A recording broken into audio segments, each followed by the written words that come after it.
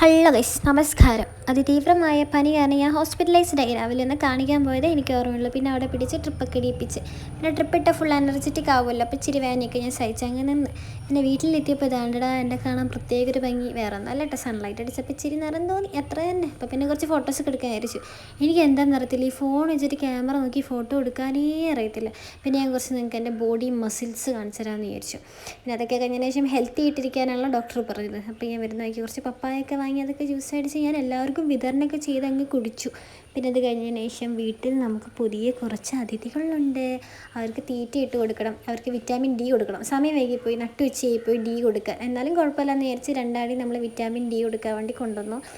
ഇവരെ ഉന്നത ഭക്ഷണമാക്കാൻ വേണ്ടിയിട്ട് മാനത്ത് കുറച്ച് ആൾക്കാർ നോക്കിയിരിക്കുന്നുണ്ട്. അവർ കുറച്ച് കഴിഞ്ഞാൽ കുറച്ചുകൂടെ പേരാവും. ഇപ്പോൾ കുറച്ച് ആൾക്കാരെ കാണാനുള്ളൂ. അതൊക്കെ കഴിഞ്ഞ് ഞാൻ വീണ്ടും ഈ പൊസിഷനിൽ നമ്മൾ ഇരിക്കണം. ഈ പൊസിഷൻ്റെ പ്രത്യേകം എന്താ വെച്ചാൽ ഇതാണ് ബംഗാളി പോസ്. ഈ പോസിൽ ഇരുന്ന് കഴിഞ്ഞാൽ നമുക്ക് നല്ല കംഫർട്ടബിൾ ആയിട്ടിരിക്കാം, കാലും കടയത്തില്ല. പിന്നെ ഇന്നത്തെ വീഡിയോ ഇത്രയുള്ളൂ ഗൈസ്, ബൈ.